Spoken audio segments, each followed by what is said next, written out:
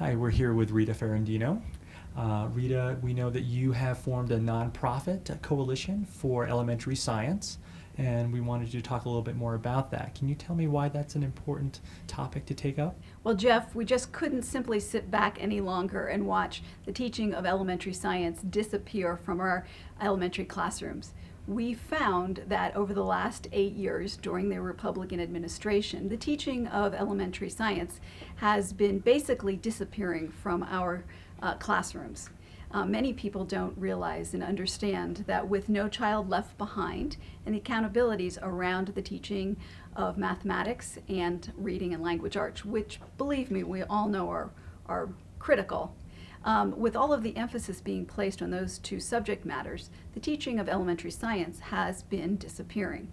Today, we know that only 40% of the classrooms in this country are teaching elementary science, and in particular, we know that when they are teaching elementary science, often it's for 1 to 3 hours per week, which is not enough for us to be able to be building a competitive, engaged workforce in the future.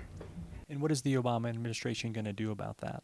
Well, the Obama administration has got a very clear, very concise statement in their education policy, and it says, we will make science, technology, engineering, and math education a national priority. Within his platform, he has delineated what we call STEM education as a national priority.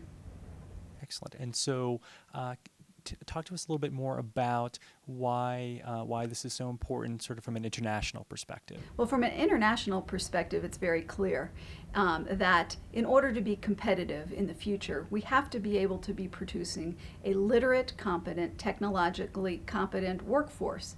And if you eliminate the teaching of elementary science, you don't end up with a student body that when they're, seniors in high school, they don't, automatically decide, oh, I've had an epiphany, I want to be a scientist or an engineer, or I want to go into a mathematic field. You have to begin when they're young, and you have to really tap into their natural curiosity as children, and you have to develop that, and you have to cultivate that, and that's why the teaching of elementary science is so critical, and that's why we decided to form a elementary science coalition to put an emphasis on the fact that we need elementary school teaching of science. And I'll give you an example that I find often resonates with people, and that is when the soccer league decided that they wanted to make soccer an American pastime. What they did is they came in and they set up elementary soccer leagues across this country. And they went to all of the local YMCAs, and they went to all of the local school organizations who were interested in, and they started intriguing elementary students in soccer. And what you have today is, it's very rare that any of us don't have friends, family, or neighbors whose kids play soccer. We have gone in a very short amount of time from having kids who couldn't even identify a soccer ball to having them all know how to play and be interested in the game. We want to see the same sort of analogy. We want to be teaching our kids in elementary school about the foundation of science and intrigue, and we want them to get so excited at a young age that by the time they're ready to enter college, they can't wait to become scientists.